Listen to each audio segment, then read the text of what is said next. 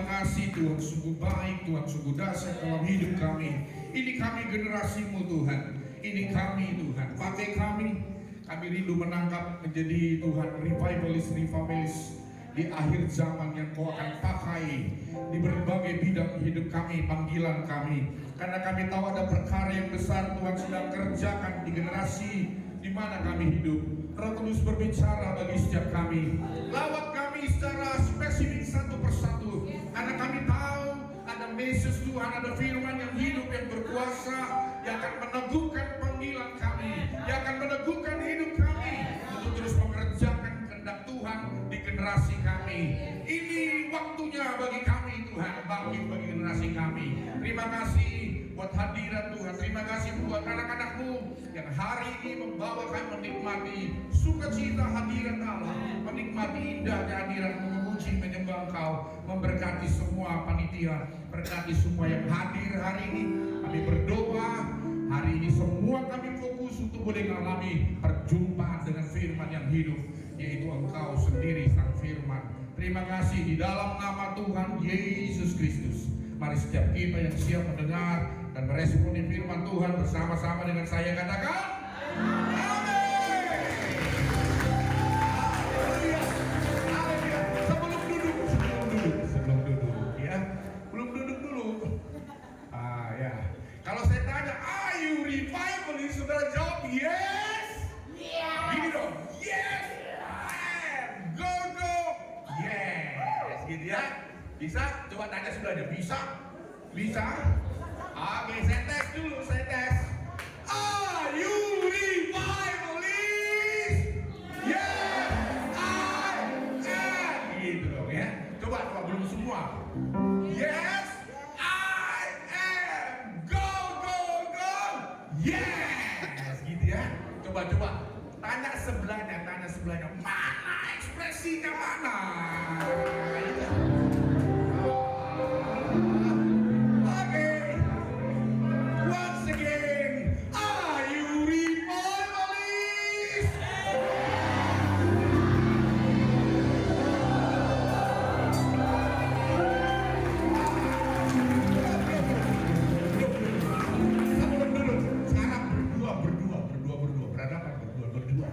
Berdua ya. Tanya, jadi kalau waktu ngomong ayo saudara tunjukin sama dia, bilang buktikan kamu anak muda ya.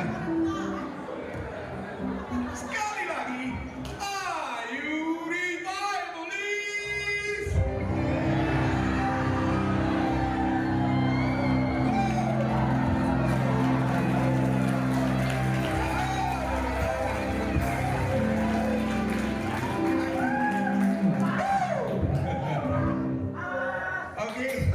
Boleh duduk hanya revivalist saja. Silakan yang merasa saudara siap jadi revivalist silakan duduk.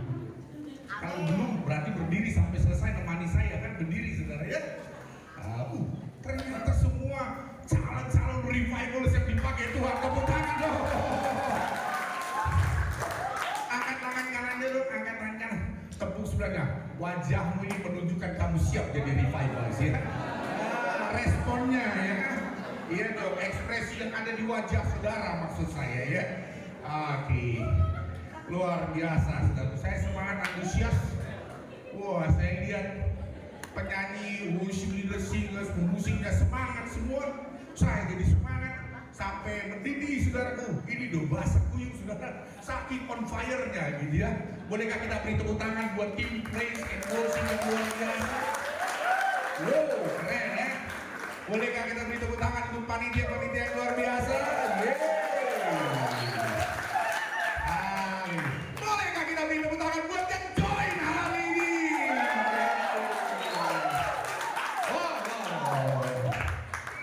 Ini kali kedua saya untuk acara level up saudara ya. Yang sebelumnya saya diundang di level up Mojokerto. Dan hari ini saya kaget respon saudara ternyata luar biasa. Dari ekspektasi saya, keren, tepuk tangan sekali lagi saudara. Wow. Saya senang tema ini saudaraku, tema yang menantang sekali. Tapi saya tidak ingin saudara ini ada jadi sebuah slogan, karena saya tahu saudara, kalau saudara menangkap kata revivalis ini bukan kalimat, bukan kata biasa. Ini bukan kata biasa, karena ketika saudara bersama-sama meresponi kata ini, maka saudaraku tidak ada lagi yang harusnya membatasi saudara. Saudara nggak berkata begini, oh saya dari latar belakang ini, oh saya dari keluarga begini, oh saya ini tipenya pak begini pak, saya kayaknya belum siap. Saudara, kalau saudara bersentuhan dengan kata revivalis, maka saudara akan kaget dan berkata, ih, dulu saya begini, tapi saya tiba-tiba dibawa Tuhan naik dalam dimensi yang luar biasa. Tiba-tiba semua zona nyaman, tiba-tiba semua yang namanya saudara beban dari saudara yang menghalangi saudara, handicap apapun, tiba-tiba berkata, wow, itu bukan penghalang saya. Masa lalu adalah masa lalu. Hari ini saya akan disiapkan untuk perkara yang besar di masa depan. Iya. Makanya saudara, saya ingat saudara ke tahun 96 waktu saya mengikuti sebuah KKR, saudara ke tahun 96 di stadion lapangan Banteng Medan. Iya. Kalau saudara dengar suara saya menggelegar dengan logat Bataknya, berarti saudara tahu. Iya.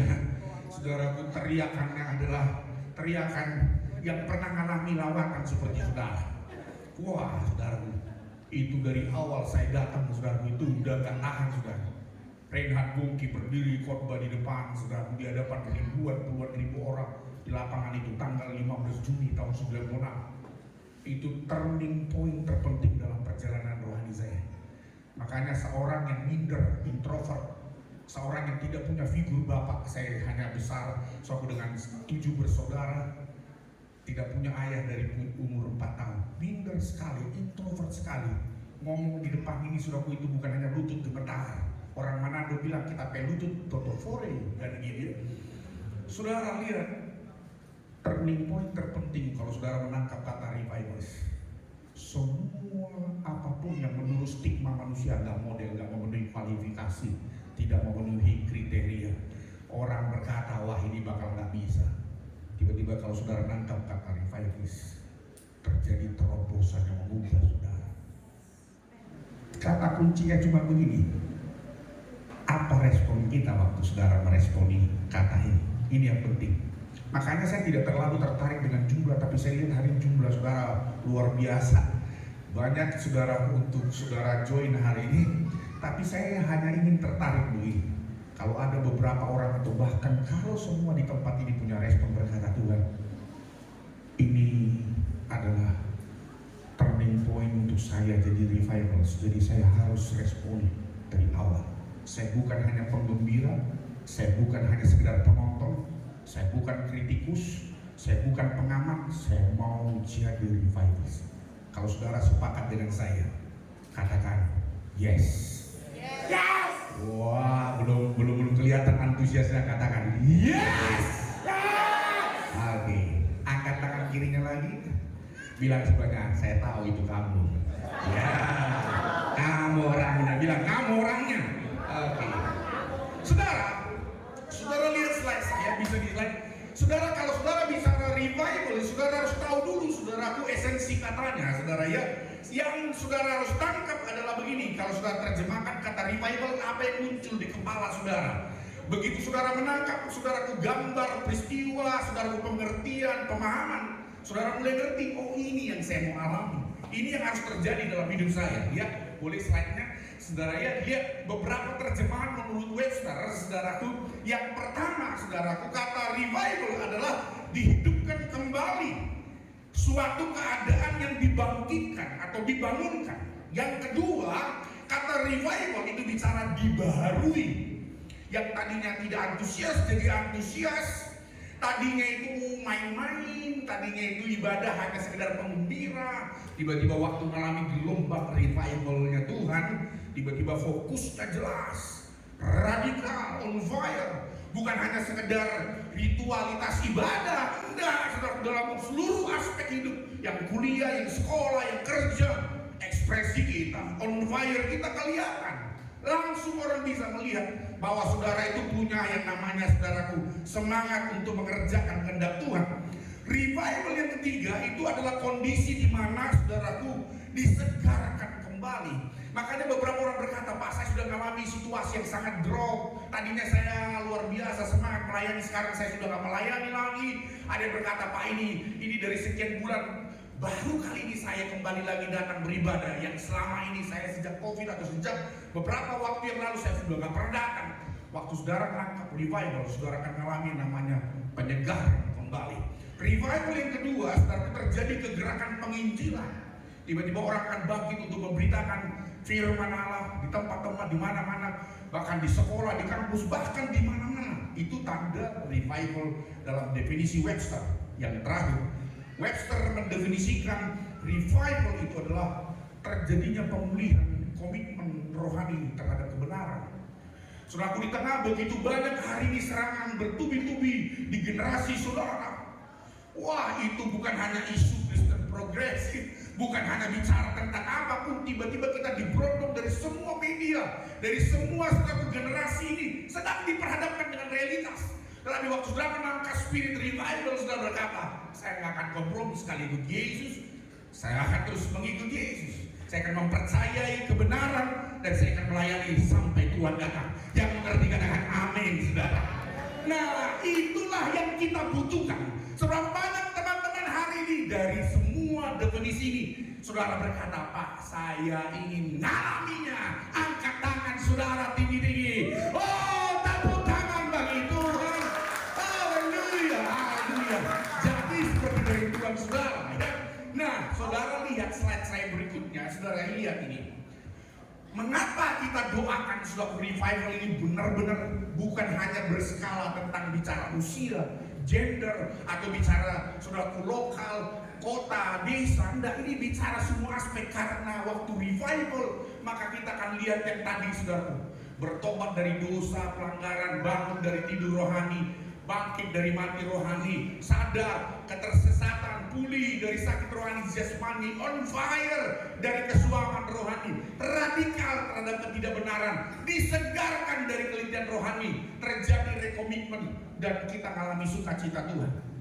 Saya simpulkan ini dari definisi Webster. Ini yang harus terjadi di generasi kita. Ini yang harus terjadi di generasi kita.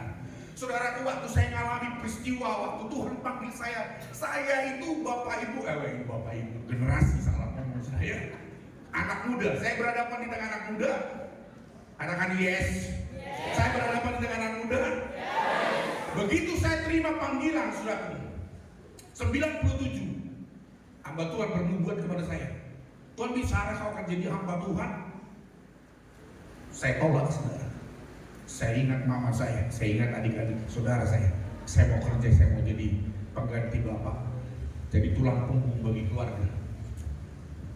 Nubuat kedua, 2 bulan kemudian Tuhan bicara dengan jelas, jangan keraskan hati, kau akan jadi hamba Tuhan. Tahukah saudara respon saya?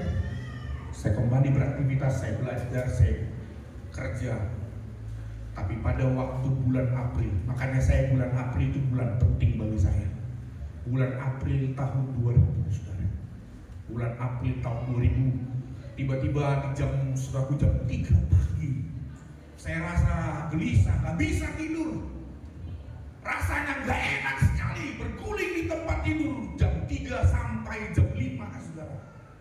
Gak enak rasanya. Tiba-tiba saya tidak tahu gimana, karena nggak bisa tidur, adalah saya baca Alkitab. Tiba-tiba saudara tahu ada satu ayat muncul, itu kunci revival saya. Mata Tuhan menjelajah seluruh bumi untuk melimpahkan kekuatan kepada orang yang bersungguh hati kepadanya. Begitu saya baca ayat itu, saya langsung saya menyerahkan. Saya berdoa hari ini. Walaupun saudaraku, lampu ini tidak terlalu terang melihat wajah saudara satu persatu, saya mau beritahu begini. Yang saya alami bulan April tahun 2000, waktu saya memutuskan jadi hamba Tuhan sepenuh waktu 24 tahun yang lalu. Mata Tuhan juga menjelajah ruangan ini. Dia lihat satu persatu. Saya tidak peduli ada yang SMP, SMA, kuliah atau apapun. Mata Tuhan menjelajah saudara. Hari ini apa respon kita akan menentukan apa yang Tuhan mau kerjakan dalam hidup saudara. Yang mengerti dan menangkap katakan yes, saudara. Nah, saudara lihat slide saya. Pertanyaan terpenting saudaraku hari ini adalah bagaimana saudara harus menangkap saudaraku yang namanya kegerakan kebangunan rohani yang Tuhan mau kerjakan. Bicara kegerakan itu bicara movement, bicara berpindah, move kan. Kalau saudara kata move, itu berarti saudaraku ada sebuah tindakan langkah, ada sebuah pergerakan. Jadi kalau saudara berkata, Tuhan saya mau jadi revivalist, maka saudara harus menangkap, yes, saya harus benar-benar menangkap kairos Tuhan, pergerakan Tuhan. Kalau saudara hanya penonton, saudara hanya pengamat, saudara hanya penggembira, saudara pasti terlewat. Percaya saya. Dari sekian ruangan ini orang yang hadir, Tuhan hanya lihat ada orang yang nggak menangkap movement ini. Kalau saudara berkata revivalist, ini bukan sekedar slogan, tema, saudara harus tangkap, saudara harus tangkap. Saudara harus berkata, yes saya mau. Yes. Jadi, nah ini makanya hari ini saya hanya bagi dua kunci dari 1 Raja-Raja pasal 18, 37, 28. Saya tidak mau keluar dari konteks ayat yang hari jadi tema yang diberikan kepada saya. Jadi saya mau mengangkat 2 poin yang saudara harus tangkap. Karena kalau saudara nangkap ini dan berkata yes, maka tidak ada kata mundur. Tidak ada kata orang berkata, aduh ya biasa aja lah, setiap ada acara saya semangat, hanya sekedar ada menghadiri, tapi tidak ada sesuatu yang berubah dalam hidup saudara, kau akan terlewat. Kalau saudara lihat peta zaman, kalau saudara lihat yang di sekitar saudara, saudara lihat tanda-tanda di sekitar kita, saudara lihat goncangan, saudara lihat banyak penyesal, saudara lihat situasi-situasi yang ada. Kita sedang berada di penghujung bagaimana Tuhan mau menyelesaikan panggilan di atas muka bumi. Maka saudara, ini waktunya saudara lihat. Ada 2 hal yang saya mau bagikan dari saudara ayat ini. Bolehkah kita baca bersama-sama dengan suara yang tajam, aktual dan terpercaya? Boleh katakan yes? Yes. Oke, 1, 2, ya.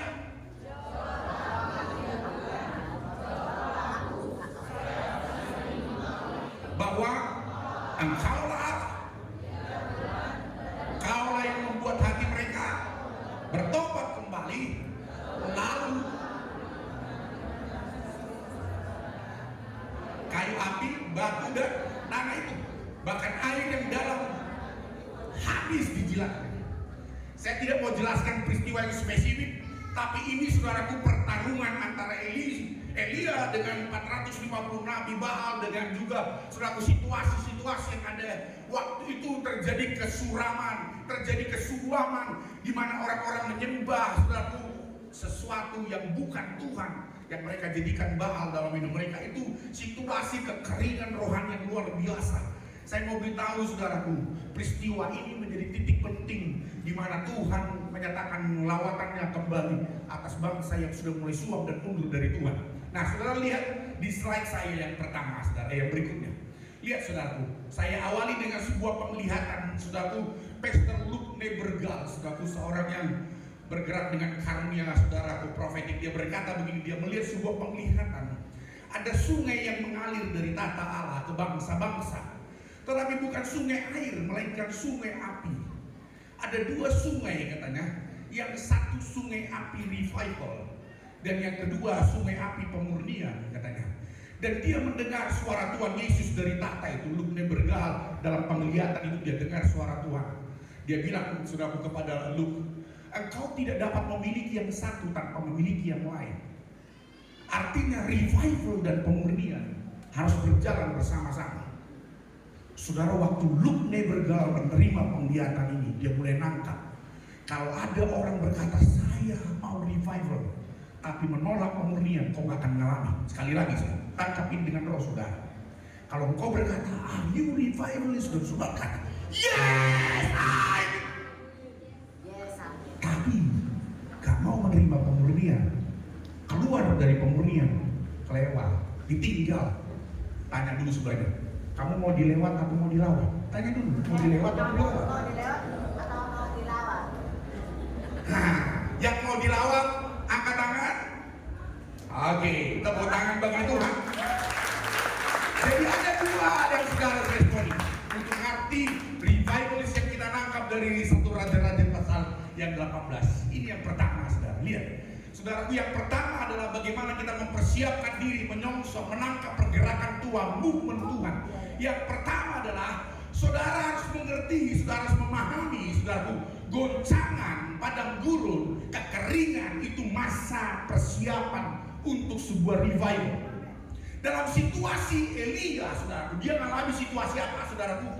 Saudaraku, itu bukan hanya keluarga Ahab, itu dari bapaknya Omri udah menyembah berhala, bangsa Israel semuanya selalu diajak menyembah. Anaknya lebih parah lagi bernama Ahab, dia mengajak seluruh rakyat menyembah kepada Baal. Yang luar biasa, dia menikah kepada saudaraku pasangannya bernama Izebel. Itu lebih parah lagi, saudaraku. Itu benar-benar situasi rohani yang begitu saudaraku menggoncangkan. Apa yang terjadi? Saudaraku, bukan hanya kelaparan di Israel, tapi sampai seluruh Samaria terjadi kelaparan yang besar, kekeringan di mana-mana. Terjadi peristiwa saudaraku padang gurun kehidupan dialami oleh bangsa Israel. Nabi Baal saudaraku itu mendominasi. Izebel yang paling luar biasa, dia tangkapi semua nabi-nabi hamba Tuhan. Kalau saudara diketahui pada zaman itu lagi sharing di Komsel, ditangkap, disiksa, dibunuh, saudara. Terjadi aniaya yang besar. Nabi-nabi Allah dibunuh, saudara, sama Izebel. Penyesatan merajalela. Generasi saudara juga sedang diserang begitu banyak penyesatan. Saya mau beritahu begini, kalau saudara nangkap dari kisah raja-raja, yang pertama saudara harus tahu dulu, jangan lari dari padang gurun, karena padang gurun selalu mendahului revival. Goncangan selalu identik, itu masa menuai sudah dekat. Saudara lihat, belum balik dulu, saya belum bilang lagi. Sebelum lihat, satu kali lagi aku akan menggoncangkan bukan hanya bumi saja, melainkan langit. Jadi Tuhan goncangkan kita lewat proses-proses yang ada. Ada orang alami masalah keluarga. Satu kali ada seorang anak muda berkata begini, "Kak, saya ini dari keluarga broken home, saya nggak tahu papa saya di mana, saya nggak tahu mama saya di mana. Saya lahir besar di panti asuhan, enggak. Saya benci papa mama saya, tapi saya mau dipakai Tuhan." Kalau kau responnya benar, kau dipakai Tuhan. Itu goncangan memproses engkau. Tapi kau tidak perlu mengutuki masalah. Tuhan sedang persiapkan. Bagi Tuhan, dia sutradaranya. Skenario padang gurun bisa dia jadikan untuk sebuah langkah menuju revival yang sejati kita alami dalam hidup kita pribadi. Katakan amin, saudara. Lihat, saudaraku, kata goncangan itu kalau saudara ngerti terjemahannya beberapa, saudara, saya cepat dengan terjemahan ini. Kata goncangan dalam bahasa asli, saudaraku, itu dipakai kata seio, saudaraku. Boleh slide berikutnya. Saudaraku, itu bicara apa sih? Mendekatkan landasan. Jadi kalau digoncang itu supaya saudara dekat landasan. Ada anak-anak muda kan itu masa, saudaraku, putus pacar kayak akhir dari dunia. Kenapa kamu mundur? Kenapa kamu gak ke gereja kamu? Ya kak, lagi galau kok ada 5. Galau ku ada 5. Galau aja jadi persoalan untuk melainkan. Saudara lihat, padahal waktu saudara digoncang, waktu saudara mengalami yang namanya tekanan, mengalami peristiwa yang begitu berat, pahit dalam hidupmu, engkau dilukai, engkau ditinggalkan, engkau disakiti, ada orang-orang yang menolak engkau sudah didekatkan kepada landasan. Waktu saya sudah dalam masa pencarian identitas, saya bilang, Tuhan, kenapa semua orang punya ayah, saya nggak punya ayah. Saya lihat seorang anak digendong, saya berkata, Tuhan, kenapa aku nggak pernah merasakan gendongan seorang ayah? Tiba-tiba waktu perjalanan itu sudah menuju sebelum saya jadi hamba Tuhan tahun 2000, Tuhan bilang kepada saya, nah, kamu lahir dari tempat di mana banyak preman. Tempat kelahiran saya di Sumatera Utara, Matang Siantar, itu tempat basis preman. Banyak di Pulau Gadung, di mana itu tempat daerah saya itu banyak premannya. Tiba-tiba ada suara di sini. Kalau kau nggak ngalamin proses itu, kau nggak jadi pendeta, kau jadi pendekar, preman. Kau nggak jadi hambaku, kau akan bisa menjadi seperti mereka sekeliling. Jadi ada banyak hal yang tidak bisa kita jangkau dari pikiran kita. Ternyata Tuhan bisa menggiringnya hanya untuk mendekatkan kita pada landasan. Waktu kita digoncang, kita sedang dibangunkan, bangun. Itu bukan yang terbaik untukmu. Itu bukan situasi yang aku indaki, kayaknya nyaman, gaji oke, lebih dari berapa kali, tapi kok gak bisa ibadah, gak pelayanan. Ada seorang anak muda berkata, Kak, saya ini izin 1 tahun ini bakal gak ke gereja. Kenapa? Saya dapat kerja yang bagus, naik gajinya lebih dari sekian, Terus apa masalahnya? Bagus dong, puji Tuhan, selamat dong. Ya, tapi saya izin saya nggak akan datang hari Minggu karena hari Minggu tetap kerja. Oke, saya ingatkan gini. Kalau kau ngerti apa kehendak Tuhan, Tuhan bisa goncangkan hidupmu supaya apa? Supaya kau bangun. Kau kekekalan itu jauh lebih penting dari apapun yang bisa lahirnya. Slide berikutnya, amin. Tepuk sebelahnya, kekekalan itu lebih berharga dari apapun. Ya. Kekekalan, lihat. Lihat, tepuk tangannya jangan nanggung, tepuk tangan yang benar, saudara. Ya. Kenapa terjadi goncangan? Terjadi pemisahan. Pemisahan yang sudah mati, kau hidup, kau dipisahkan dari yang lain. Kenapa terjadi goncangan? Karena Tuhan bilang begini, kamu mengalami revival, kamu mau jadi revivalist. Lihat, aku goncang segala sesuatu yang bisa kugoncang. Aku lagi menuai yang saudara. Kalau saudara punya pohon di dekat rumah saudara atau di pekarangan saudara, itu beberapa pohon saudara nggak perlu naik tinggi-tinggi. Saudara goncang sedikit aja, jatuh tuh. Mau jambu atau mangga, goncang aja, jatuh. Goncangan identik dengan penuaian. Yang terakhir saudara, kenapa terjadi goncangan itu identik dengan revival? Karena revival waktu didahului dengan goncangan itu direkatkan. Makin intim. Makanya kita nggak bisa menengking proses. Jangan tengking padang gurun. Jangan tengking kenapa terjadi begini. Kenapa nabi-nabi dibunuh? Kenapa muncul Isabel? Kenapa muncul Ahab yang lebih jahat dari Omri? Kenapa terjadi kekeringan 3,5 tahun? Di mana Tuhan? Bagaimana saya bisa hidup? Kalau Elia mempertanyakan Tuhan, kenapa saya sembunyi 3 tahun di sungai Kerit, dikasih makan sama burung? Kan kau maha kuasa, aku bisa makan. Elia nggak pernah mempertanyakan mengapa dia disembunyikan Tuhan di sungai Kerit. Yang ada dia lihat air, dia lihat burung antara.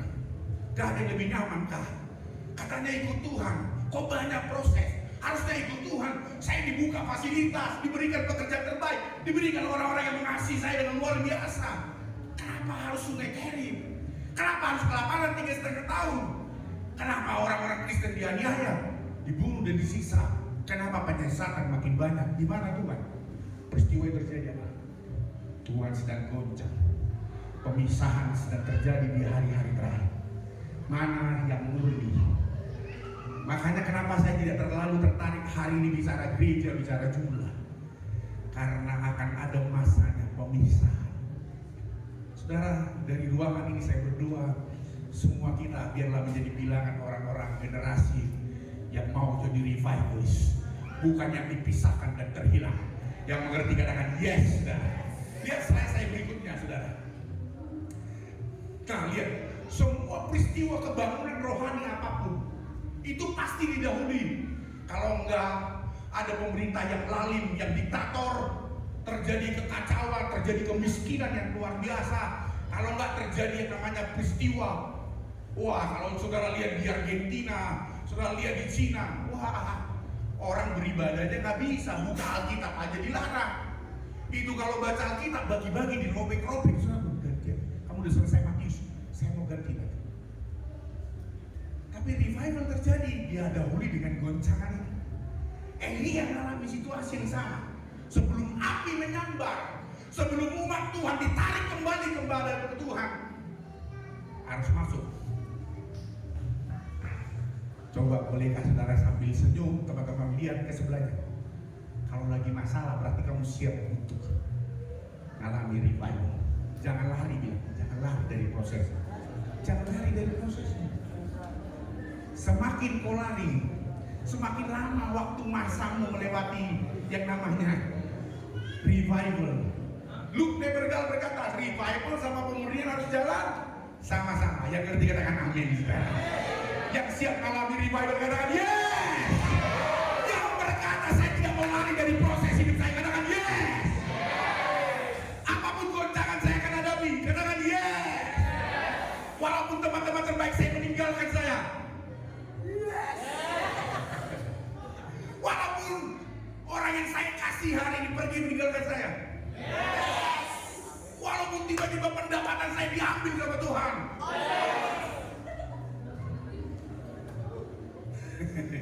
tepuk tangan. Slide saya berikutnya. Slide saya berikutnya. Next. Nah, lihat saudara, rumusnya sederhana. Untuk mengalami movement revival, saudara harus ngerti ada momentum kairos berjumpa dengan persiapan. Jadi kalau saudara berkata, saya are you revivalist? Yes. Ngomongnya teriaknya yes. Tapi Tuhan bilang, kairos itu udah datang. Tapi kamu gak siap. Kenapa kamu gak siap? Baru hanya masalah nilai, masalah uang, masalah pekerjaan, masalah pacar, masalah ini. Kamu udah gak bisa. Padahal Tuhan bilang, kairos, momentum harus berjumpa dengan persiapan kita. Kapan kita mulai mengatur persiapan? Waktu saudara mengalami proses. Waktu terjadi situasi-situasi di generasi kita yang mulai banyak disesatkan oleh berita media, oleh generasi-generasi influencer yang hari menyerang kekristenan dengan iman kita yang terus diguncang. Berarti saudara makin teguh, saudara makin bangun hidupmu, saudara makin kuat baca firman supaya saya gak disalahkan, supaya saya gak goyang, supaya saya gak mundur, supaya gak saya disesatkan. Saudara siapkan dirimu, kairos datang. Amin. Saudara lihat slide berikutnya. Tahun 99, waktu Colorado saudara mengalami revival generasi. Orang pikir, saudara, kapan kok bisa tiba-tiba anak-anak muda itu puasa, cari Tuhan, kampus-kampus penuh dengan persekutuan-persekutuan doa. Tapi orang nggak tahu ada harga yang harus ditebus. Ketika seorang bernama saudaraku Rachel Scott, waktu dia mendeklarasikan imannya, teman-temannya membuli dia, teman-temannya mengasingkan dia, bahkan mengata-ngatai dia. Kamu sok suci, kamu sok rohani, kamu udahlah. Circle-nya hanya beberapa orang yang mau dekat sama dia, yang lainnya menjauh dari dia. Tapi Rachel Scott, diari-diarinya saudara, tulisan-tulisannya penuh dengan dia.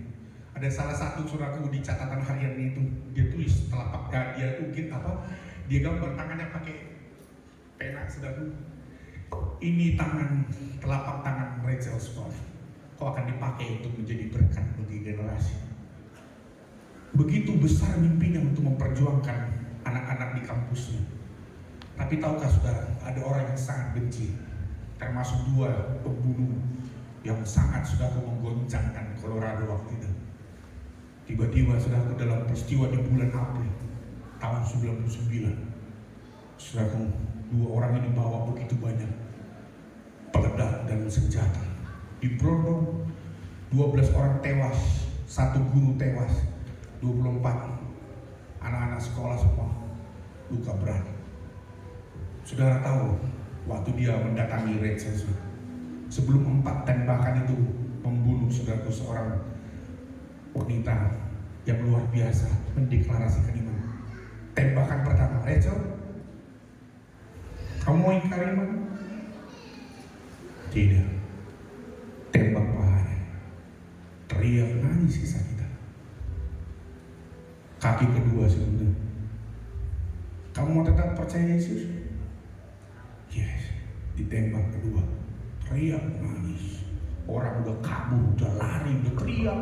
Itu peristiwa pembantaian massal yang terbesar pada zaman awal 20-an, saudara. Tembakan sebelum ditembak kepalanya, saudara. Sekali lagi, itu tembakan keempat sudah begitu. Dia bilang, aku mengasihi engkau, Tuhan Yesus. Saudara tahu, waktu Rachel, saudaraku Scott terbunuh, tiba-tiba saudaraku dia punya cerita di buku-buku hariannya, dibuka. Dia punya kalimat-kalimat statement bagus. Aku gak malu jadi terang. I'm not going to hide the light. Aku gak mau sembunyikan terang, katanya. Semua diangkat. Tiba-tiba terjadi gelombang revival yang besar di Colorado, di Denver, bahkan di kampus-kampus di negara-negara bagian di Amerika. Hanya karena buku harian seorang perempuan yang belum genap berusia 20 tahun. Saudara lihat, semua proses yang paling kelam dalam hidup saudara, jangan-jangan itu tanda revival sudah dekat. Untuk peristiwa ini harus ada darah yang dicurahkan. Tapi tidak semua kita dipanggil untuk jadi martir, teman-teman. Kau nggak perlu mungkin harus jadi martir-martir seperti Rachel Scott. Tapi saya percaya begini, ada situasi-situasi yang sulit dan kau berkata, no, aku nggak mau kompromi, aku mau terus ikut Tuhan, aku mau terus melayani Tuhan, aku mau terus mempersembahkan hidupku benar di jalan Tuhan. Tekanan, bully, bahkan mungkin ada stigma-stigma negatif yang terus dibombardir dalam media sosial kepada saudara atau dalam relasimu atau dalam circle-circle yang saudara sedang diperhadapkan di generasimu. Tapi saya mau beritahu, tidak ada revival tanpa pada guru. Revival selalu berdampingan dengan pemurnian. Pemurniannya apa? Pada guru yang mengerti akan aman. Coba sebelum poin yang kedua, saya selesai di poin kedua. Yakin kamu mau jadi revivalist? Tanya dulu, yakin. Tanya yang mantap, yakin kamu mau jadi revivalist? Yakin? Tepuk-tepuk dia bilang, jangan kabur dari proses lah. Jangan lari dari persoalan, amin. Jangan tinggalkan Tuhan karena masalah-masalah itu, saudara. Karena revivalist lahir dari proses pelatihan dalam semua masa-masa yang sulit. Katakan amin, saudara. Tepuk tangan bagi Tuhan. Yang terakhir, poin yang kedua dari 1 Raja-Raja pasal 18. Lihat saudaraku, saudara, kalau mau saudara lihat yang namanya revivalist, saudara nggak bisa singkirkan mesbah. Bangun mesbah, sediakan korban untuk api Tuhan nyambar. Saudara bilang, ayo revivalist, tapi saudara nggak siapin mesbah, saudara nggak siapin korban. Tuhan bilang, aku mau bakar yang mana? Tadi kan bakar. Tuhan bilang, mana yang mau ku bakar? Baca firman kagak, ibadah jarang-jarang, doa Senin. Jadi Kristen kapal selam, Paskah, Natal doang. Hari lainnya kemana? Tapi bukan di sini, saya nggak ngomong itu di sini, saudara. Semua yang ada di hadapan saya, orang-orang yang suka bangun mesbah dan sediakan korban bagi Tuhan. Katakan amin. Yang slide berikutnya, lihat saudara. Lihat, saudaraku, 1 Raja-Raja 18, saudaraku. Lihat, ia mendirikan sebelum tadi api nyamber, saudara ya. Sebelum korban itu, padahal korban sengaja dia bilang, sirami 4 buyung air, bikin paret. Logikanya kalau mau api harus minyak, enggak, lawan minyak apa air, supaya buktikan ini bukan api-apian, ini bukan api palsu, ini api Tuhan. Siram lebih banyak air, bikin paret, korbannya kayunya sirami. Loh, kayu kok dikasih air, tambah gak bisa nyala, siram. Tapi sudah lihat, sebelum api nyamber, apa yang dilakukan? Ia mendirikan batu-batu itu menjadi mesbah demi nama Tuhan dan membuat suatu parit sekelilingnya. Mesbah membuat 2 sukat benih. Kemudian pada waktu mempersembahkan korban petang, tampillah Nabi Elia berkata, ya Tuhan Allah Abraham, Ishak, Israel, pada hari ini biarlah diketahui orang bahwa Engkaulah Allah di tengah-tengah Israel, dan bahwa aku ini hambamu, dan bahwa atas firman-Mu, lihat saudaraku, atas firman-Mu, bukan sekedar ibadah, bukan sekedar lompat-lompat, bukan sekedar bakar-bakar. Benar, ini atas firman. Aku lakukan ini atas firman, karena aku percaya ini firman, aku lakukan. Aku dirikan mesbah ini. Aku nggak ikut-ikutan. Ini demi namamu. Ini bukan demi namaku. Ini bukan supaya subscriberku banyak, followerku banyak, saudaraku, Instagramku penuh, Facebookku dan semua media sosial saudara penuh dengan follower di sana. No, ini bukan mau tunjukin siapa saya, tunjukin siapa engkau.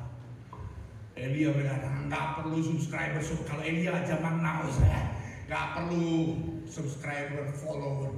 Dia bilang, ini demi engkau. Kalau demi engkau tiba-tiba pengikutku jadi 0, no, nggak apa-apa. Saudara akan berkata, ini demi engkau, ini atas firman. Slide berikutnya, lihat saudara. Kalau saudara mengerti mesbah, maka saudara harus tahu ngerti arti misbek itu apa dalam bahasa Ibrani. Misbek itu artinya saudara siap disembelih. Jauh tempatnya, enggak, ya ampun, itu gak alasan. Saya capek Pak, lagi nyiapin skripsi. Ya ampun, kecil banget masalah itu. Pak, saya ini dari kemarin sudah nggak tidur Pak. Loh, itu belum disembelih loh, belum berdarah-darah, belum dimahkota itu. Kata mesbah Ada sesuatu yang disakiti. Apalagi saudara lihat mesbah sama korban itu mirip artinya. Waktu saudara berkata saya mau bangun mesbah, semua zona nyaman kita berkata ya. Saya datang hari ini, saya mau siap disembelih sama Tuhan. Tuhan bilang, oh ini dia yang mau saya sambar. Api Tuhan nyambar. Slide saya berikutnya. Saudara lihat, maka saudara boleh kita baca Mazmur 51 ayat 21, 1, 2 ya. Maka engkau akan berkenan kepada korban yang benar, korban bakaran, korban yang terbakar seluruhnya. Maka orang yang akan mengorbankan lembu jantan di atas, lihat saudara, korban itu dalam terjemahan itu kan karat saudara. Jadi waktu kita itu jadikan korban, itu kita sedang dipaksa mendekat. Tapi yang namanya korban mana ada yang enak. Jadi mesbah dan korban gak bisa dipisah. Korban itu juga siap dipotong-potong. Makanya Elia bilang potong semuanya. Lembu masing-masing satu bagi mereka, lembu jantan satu bagi saya. Potong semuanya. Korban memang harus dipotong. Jadi kalau orang berkata, kenapa kamu gak ke gereja, kenapa kamu gak pelayan? Aduh capek pak. Aduh pak, saya lagi gak mood. Aduh saya lagi ada masalah. Ya gak cocok jadi korban. Tapi saya sedang berdiri di wajah-wajah yang cocok jadi mesbah dan cocok jadi korban. Coba bilang sudah, itu kamu orangnya, itu kamu orangnya. Tepuk tangan bagi Tuhan. Haleluya, haleluya. Saya berikutnya dengan kasih. Lihat, sikap merendahkan diri dan bertobat itu korban. Makanya waktu saudara meresponi dan saudara berkata itu saya siap, itu merendahkan diri dulu. Jadi kalau ada orang berkata, kak saya malu loh kalau ada yang tahu pergumulan saya, cukuplah saya simpan sendiri loh. Kau gak akan dibulikan. Ketika kau terbuka, terang Tuhan masuk. Kalau kau tutup, hanya ada kegelapan di dalamnya. Keterbukaan itu adalah awal pemulihan dalam dunia. Waktu kita katakan, yes saya butuh, saya mau didoakan, itu korban. Waktu saudara berkata, saya nyesal, saya rasanya ini menjadi masa di mana saya harus mengambil keputusan ikut Yesus gak setengah-setengah. Bahwa kata-katamu dengan benar penyesalan, bukan cuma ngomong. Lihat sudah, Tuhan bilang, aku akan memulihkan mereka, aku akan mengasihi mereka. Jadi waktu kita merendahkan diri, kita siap untuk menerima semua hal yang harus kita lewati dalam proses ini. Kita rendahkan, Tuhan ini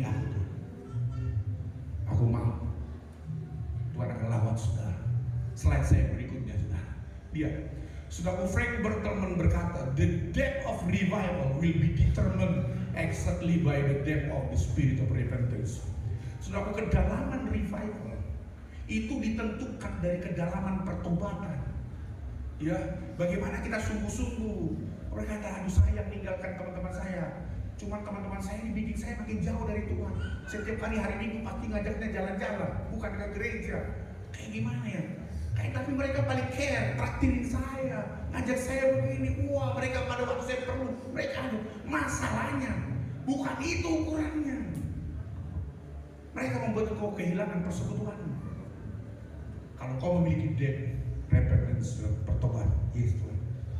Gak apa-apa aku kehilangan circle yang paling baik menurut ukuran dunia, tapi aku gak kehilangan Tuhan, gak kehilangan pelayan, gak kehilangan hadirat Allah. Pertobatan sejati lahir dari saudara penyesalan yang sungguh-sungguh. Lihat saudara berikutnya saudara. Nah ini yang terakhir saudara ayat saya. Ayo sama-sama baca 1, 2 ya.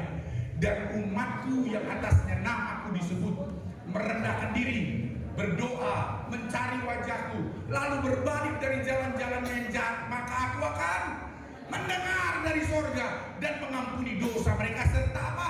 Memulihkan negeri mereka. Lihat slide saya berikutnya, saudara lihat. Saudara lihat doa yang bicara merendahkan diri dan berdoa yang berbalik ya, mencari wajahku yang kita sebut dengan worship. Kapan kita menyembah? Kita sedang bertemu muka dengan muka. Kita sedang mencari wajahnya. Saudaraku, waktu saudara penyembahan, waktu saudara berbalik dari jalan-jalan saudara, maka ketiga ekspresi ini butuh kerendahan hati. Butuh yang namanya, saudara, ada sesuatu yang disalibkan dalam hidup saudara. Butuh komitmen, butuh totalitas. Dan Tuhan bilang, yes, sorga terbuka, suara Tuhan akan datang, api Tuhan nyamber. Itu adalah, saudaraku, mezbah yang saudara harus bangun. Itu adalah korban yang harus saudara persembahkan supaya api Tuhan nyamber. Jadi ada 2 poin penting yang hari ini saya mau simpulkan. Tidak ada revival tanpa proses daripada guru. Tidak ada revival tanpa mezbah dan korban. Satu raja-raja menceritakan kita, sebelum Tuhan sampai, Elia, saudaraku, lewatin proses. Dia tidak lari dari sungai Kerit. Dia tidak lari. Tuhan bilang, perhadapkan dirimu kepada Allah. Tuhan, dia bunuh saya nanti. Nabi-nabi bala, perhadapkan saya. Dia harus. Bisa aja dia kabur sama seperti Yunus, lari dari panggilan. Enggak. Dia siap konsekuensi. Ketemu dengan anak. Ketemu dengan mana Raja Ahab? Saya mau ketemu. Enggak boleh lari, saudara. Dia lewatin proses. Lewatin masa kelaparan. Lewatin masa penganiayaan. Lewatin masa-masa penyesakan. Lewatin masa kekeringan. Lewatin masa-masa sulit. Jangan lewatkan semua proses dalam hidup saudara. Saudara hadapi, saudara lewati, saudara akan siap jadi revivalis. Yang kedua, jangan pernah keluar dari mezbah, dari korban yang saudara siapkan. Saudara datang hari ini itu butuh korban, butuh Pak jarak, mungkin capek, mungkin saudaraku materi, waktu, tenaga. Saya mau minta itu masih korban yang belum berdarah-darah, belum disembelih, belum sampai mati. Bilang sebelahnya belum sampai mati, ya, belum sampai disalib, saudara. Masih sembelihannya masih dalam taraf yang menurut saya masih terlalu kecil. Tapi semua apapun yang saudara kerjakan, persediakan mezbah hidup kita datang kepada Tuhan. Amin, saudaraku. Slide saya lagi. Saudara, saya ingin saudaraku tutup dengan ini, saudara. Saya undang pemain musik. Saudara, satu kali saya diundang di Jayapura, saudara. Saya ngisi 8 sesi waktu itu. So aku jadi diundang untuk ngisi 8 sesi selama beberapa hari.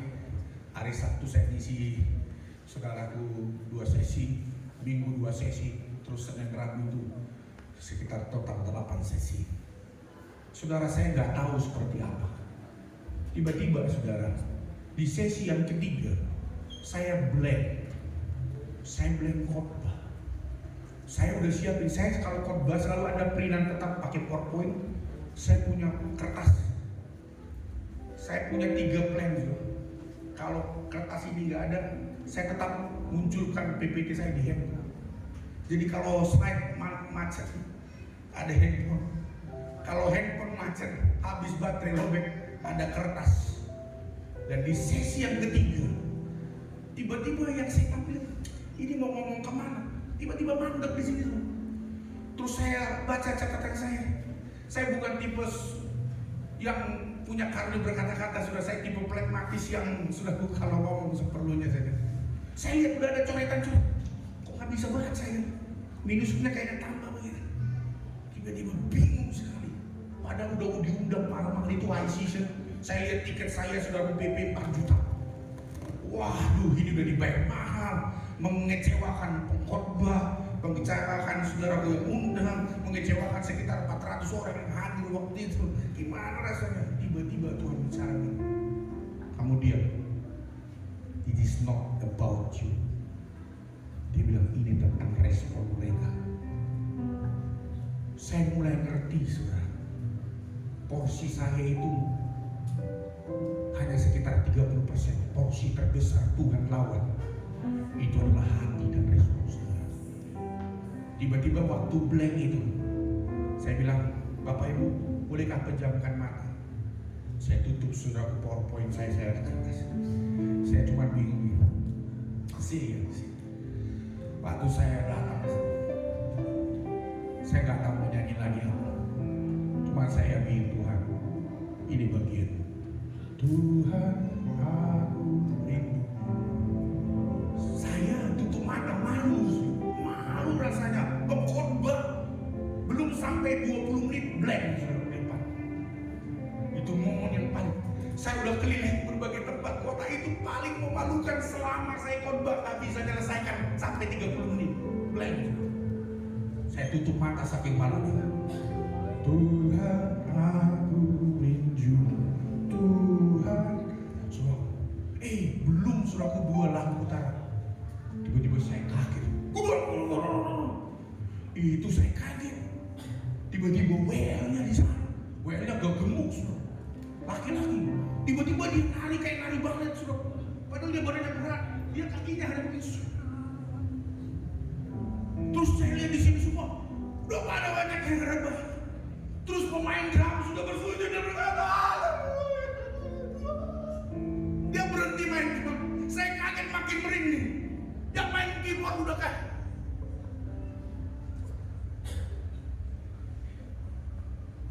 Saudara boleh senyum lihat ekspresi saya. Saya merinding lewat lihat ekspresi.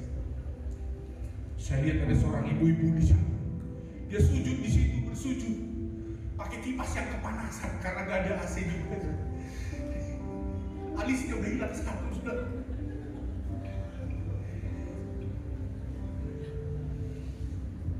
Gembala yang hampirin saya. Pak, udah jam 10. Gimana nih? Saya juga gak tahu. Ada yang datang dari kejauhan. Datang ke sini Pak, butuh jarak tempuh yang jauh. Kalau nggak dihentikan bisa sampai jam 12 sudah selesai. Itu pertemuan yang tak terlupakan dalam hidup saya. Makanya saya bilang ke saudara, udahlah, berhenti jadi orang yang kita jadi orang yang teknikal, datang kelihatan ngangkat tangan, nyanyi semangat. Tapi di sini kita banyak blocking. Kita lupa.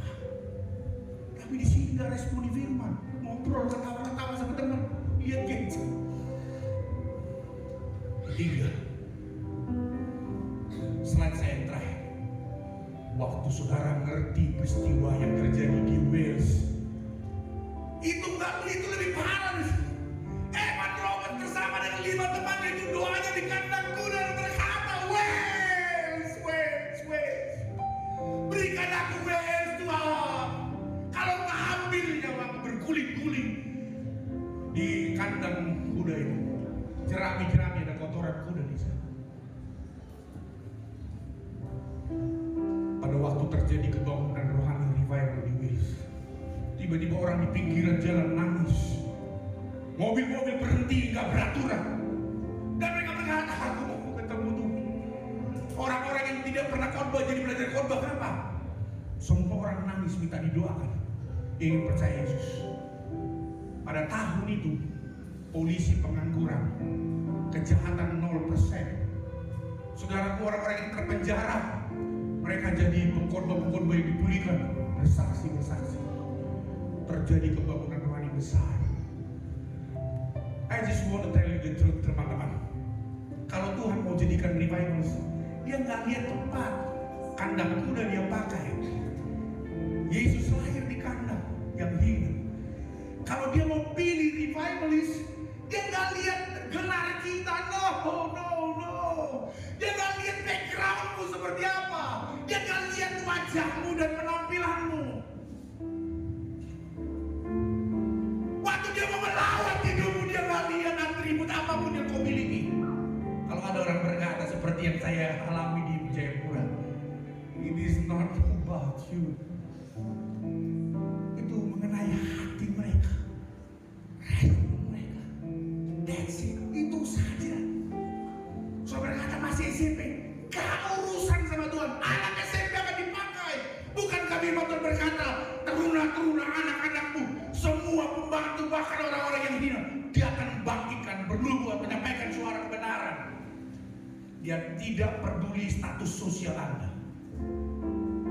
Itu sebabnya saya ajak saudara hari datang sama Tuhan.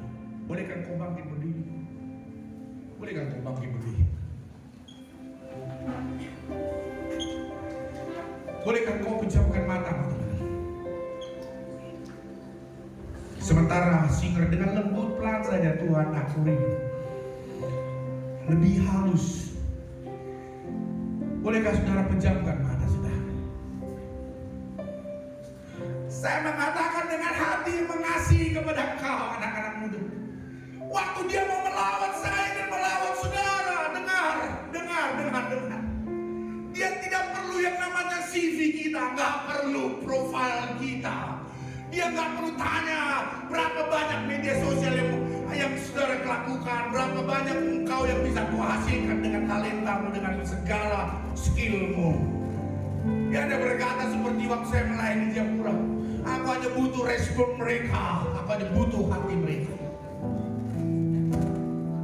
Kalau sudah berkata, Tuhan, ini aku Tuhan, jamaah, bolehkah saudara taruh tangan kananmu di dada? Saya mau berdoa bagi saudara. Yes.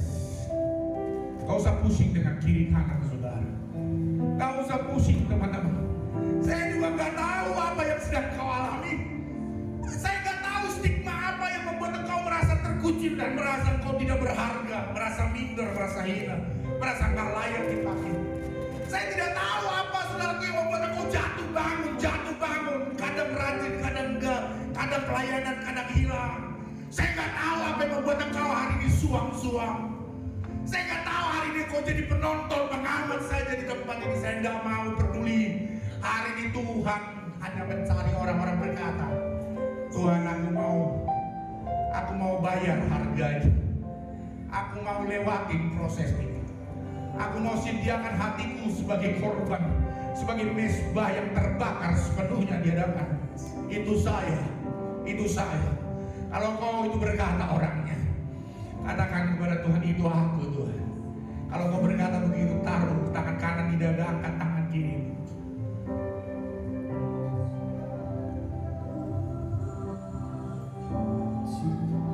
Yes. Oh God, oh God. Tuhan, aku rindu. Yes, dia lihat respon saudara.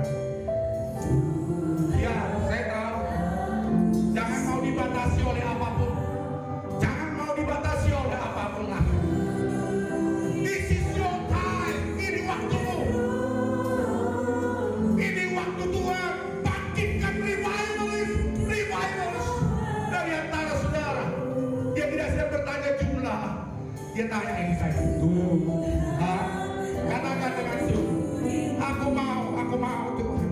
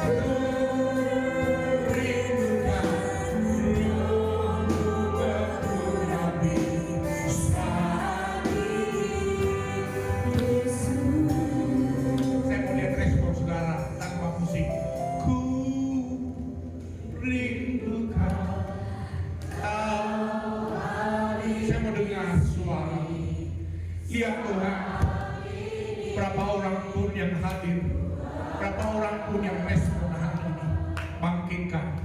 Ini revivalist Tuhan.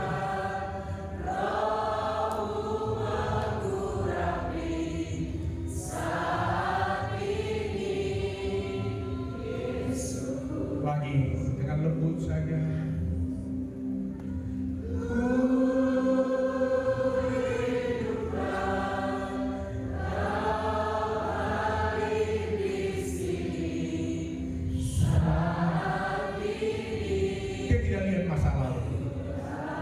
Dia tidak lihat kau lahir dari keluarga model. Dia hanya rindu berkata, adakah orang yang rindu? Adakah orang yang mau? Adakah orang yang siap menerima?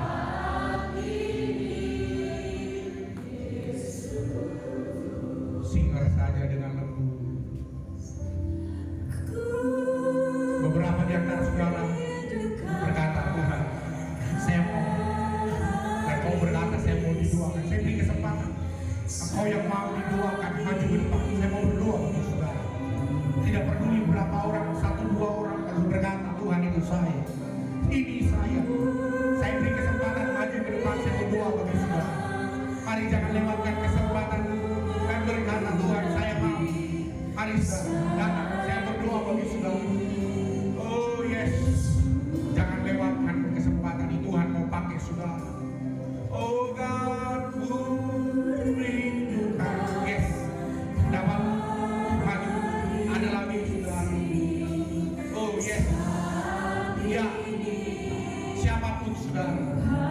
Tuhan tidak tertarik dengan jumlah. Dia tertarik dengan hati.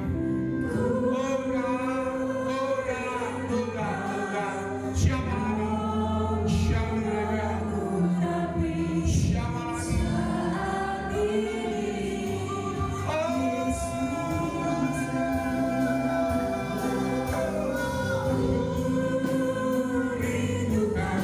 Siapa lagi? Oh God, oh God, oh God.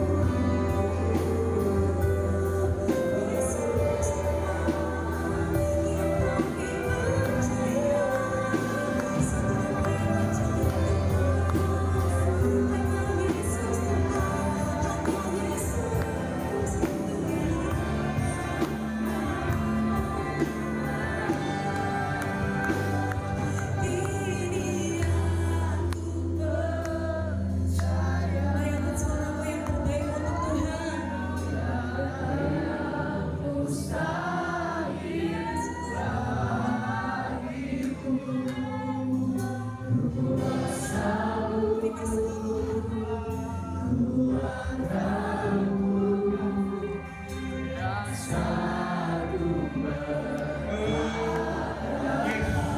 Ayo semua yang berdiri juga katakan.